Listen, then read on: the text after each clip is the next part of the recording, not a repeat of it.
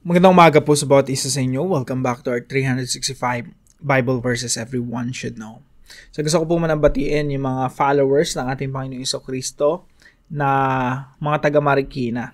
So isipin nyo mabuti, no? 2,000 years ago, ibinigay ng Panginoong Jesucristo yung Great Commission. Sabi ng Panginoong Jesucristo sa kanyang mga alagad, disipuluhin nyo lahat ng mga bansa. Gawin nyo silang mga tagasunod ko. Isipin nyo po, 2,000 years ago, simula nung time na yon, ang disipulo ng Panginoong Jesucristo, mabibilang mo lang sa daliri. Pero ngayon, umabot hanggang Marikina. No? Kaya hello po sa inyo mga tagasunod ng ating Panginoong Jesucristo sa Marikina. And anywhere in the world, pwede nating sabihin may disipulo ng Panginoong Jesucristo. At walang ni isa mang senyales na hihinto yung paglago ng Great Commission, ng Church, ng Kaharian ng Diyos, ng Ebanghelyo dito sa mundo. Laging paabante yan. Laging lalaganap yan. At ginagamit ng Diyos, ikaw, ako, tayong lahat sa paglaganap ng Ebanghelyo ng ating Panginoong Jesucristo.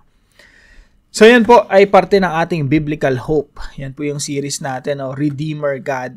Yung Diyos natin, siya yung Diyos na manunubos. Ibinigay niya ang Panginoong Jesucristo, ang dakila nating manunubos, siya yung namatay doon sa krus. Sa ikapapatawad ng ating mga kasalanan para tayo matubos individually, maibalik tayo sa Diyos, at the same time maibalik yung pamilya natin, yung community natin, and later on, yung mga nations magsipanumbalik sa ating Panginoong Jesucristo.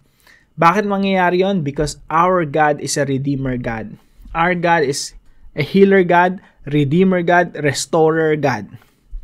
Talagang hindi pa pwedeng hindi mangyari yon, no? Kasi ang Diyos ay mas makapangyarihan kahit kaninong tao, kahit sa kaninong spiritual beings, no?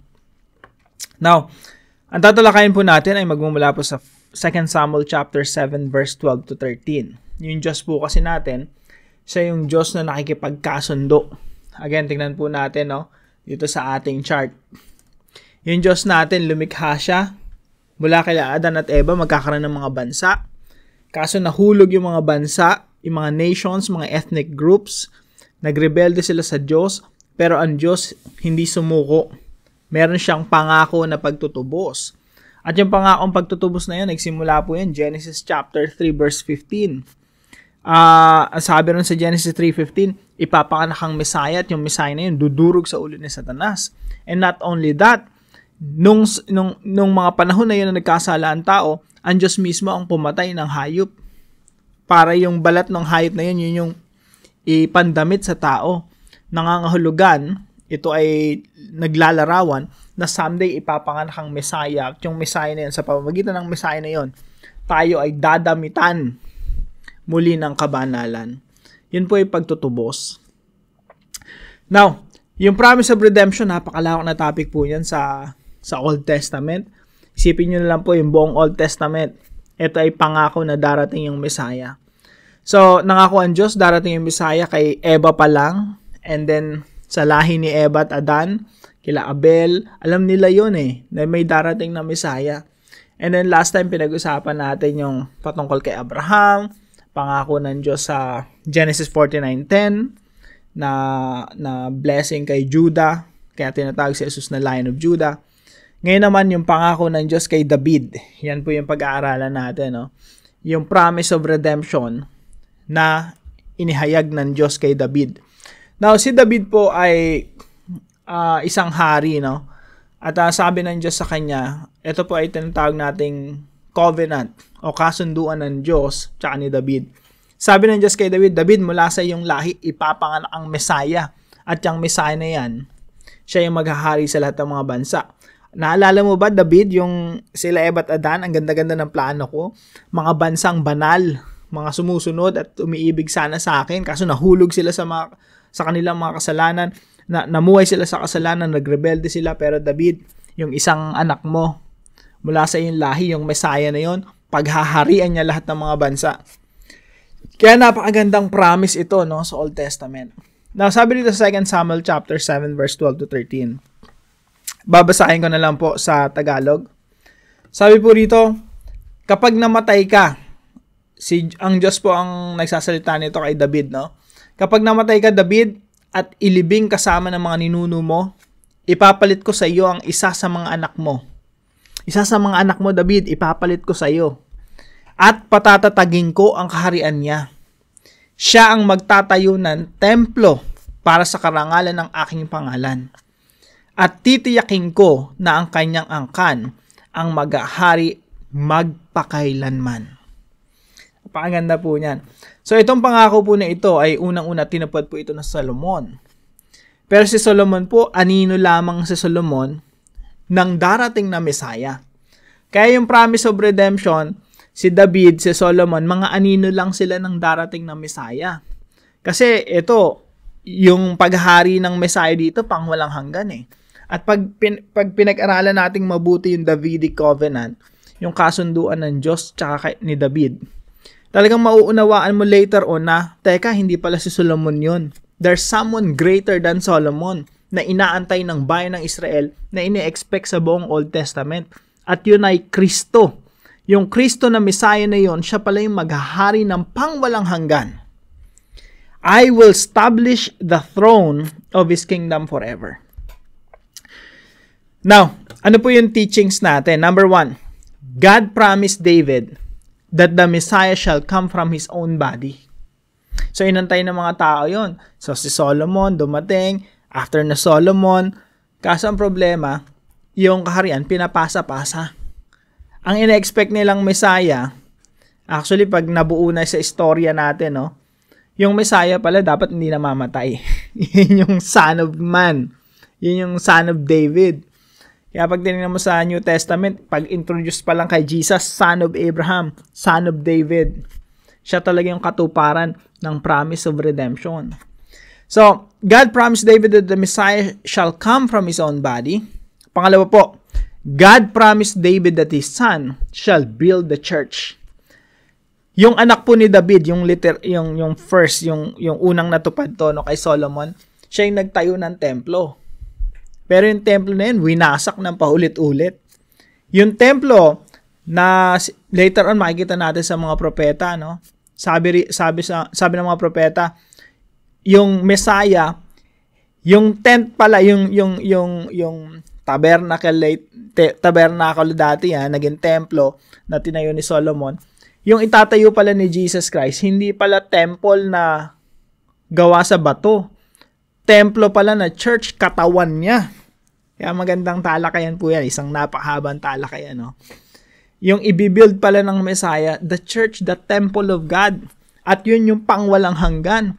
Ayun pala yung pupuno sa buong mundo. Na yung temple, the church, dadagsain pala yan ng mga nations. Yung mga nahulog sa kasalanan nations, pag itatatag ng Panginoon Jesucristo yung kanyang temple, yung church, the body of Christ, at pupunuin pala niya yung buong mundo. Yung temple po na yan yung solusyon ng Diyos. Yung spiritual temple, the church, solusyon ng Diyos yan. Ibabalik ng katawan ng Panginoon Jesucristo ng templo yung original na intention ng Diyos na mapuno ang mga tao na mga sumasamba at dumadakila kay Yahweh. Kaya po yung church, dinadagsa ng mga nations. Tingnan niyo po, kung yan ay literal na building ang tinutukoy dyan doon sa Israel, ilan lang ang kasya doon? Sino lang makapunta doon? Pero ang templo na tinayo ng Panginoong Jesucristo ay kanyang sariling katawan na binubuo ng maraming mga lahi. And we can expect na lalago yung templo o katawan ng Panginoong Jesucristo. Yung church po kasi tinatawag na body of Christ. Si Kristo po tinatawag sa New Testament, sa aklat ni Juan, na true temple. He is the true temple. At lahat ng nakikipag-isa kay Jesucristo, nagiging templo rin. Pinananahanan din ng Diyos. At tayo ang pupuno sa buong mundo. Ang buong mundo ay mapupuno ng mga taong dumadakila at sumasamba kay Yahweh. Now, number 3 po. God promised David that his son shall rule the nations forever. Yung magiging anak pala ni David, hindi kagaya ni Solomon na namatay. Siya pala yung maghahari ng pangwalang hanggan. Kaya makikita niyo po sa unfolding, yung unfolding of this story, yung story of redemption, na yung istorya pala nito patungkol to talaga sa Messiah na maghahari ng pangwalang hanggan. God promised David that his son shall rule the nations forever. Kailan po mangyayari yun? Pag dumating yung Messiah, yung promise of redemption, magsisimula na, beginning of redemption. Kaya dito magsisimula yun. Lalago ng lalago yan. Ito yung process of redemption. Hanggang sa makompleto yung pagtutubos sa second coming ng Panginoong Jesucristo. And then, perfect world. That is the story of the Bible. And from here to here, from the first coming to the second coming, yan po yung pananakop ng Panginoong Jesucristo sa lahat ng mga bansa. Hanggang dito, luluhod na ang mga bansa. Susunod, magmamahal na sa Diyos lahat ng mga bansa. And then, dahil hindi tayo magiging perfect hanggat nasa laman tayo, kailangan natin ng resurrection. Mangyayari po yan sa second coming ng ating Panginoong Jesucristo. Ganda ng talakay natin, no?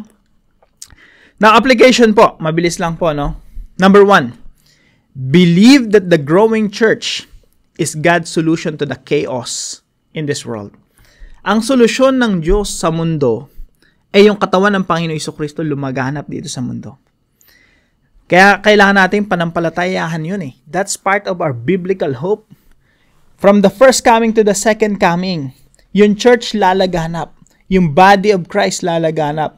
And that is God's solution to the problem of humanity. Yung chaos, kaguluhan sa mundo, church, the body of Christ.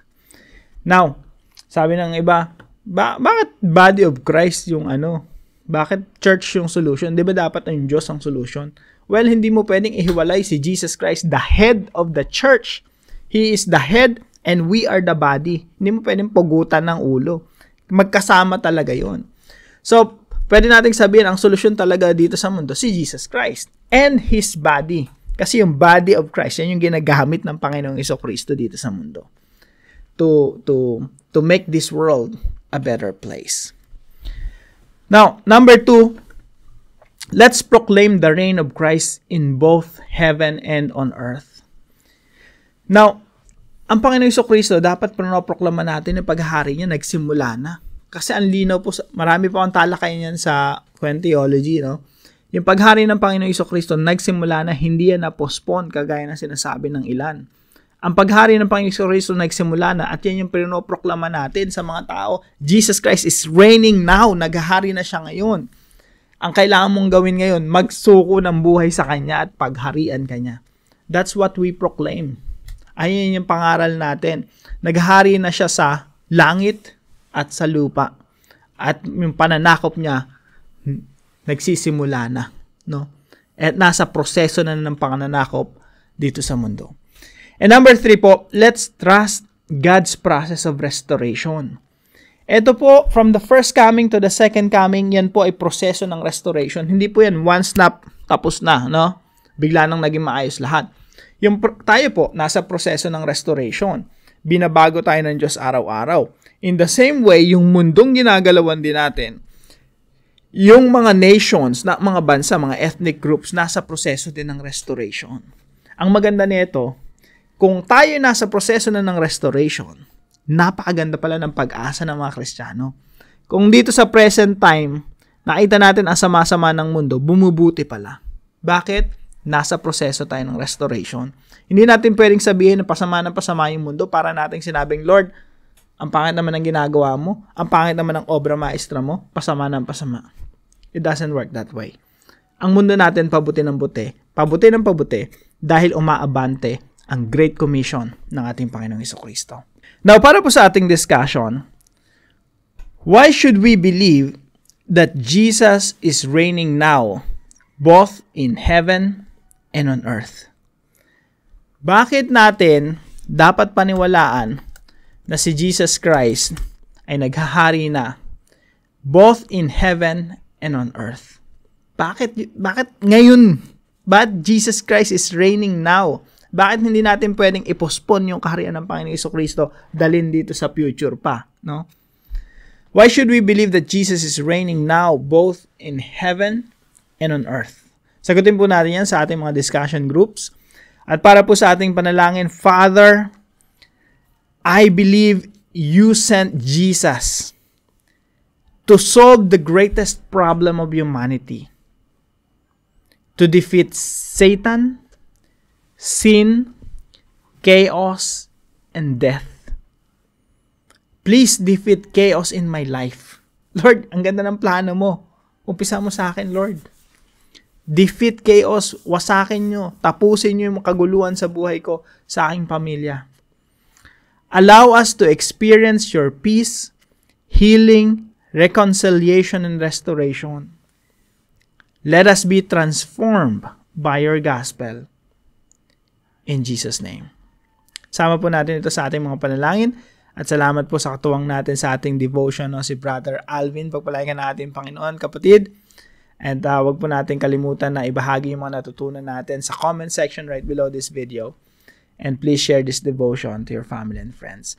Yun lamang po, pagpalain ka ng ating Panginoon. See you po tomorrow, 5 a.m. dito sa ating daily devotion. See you po.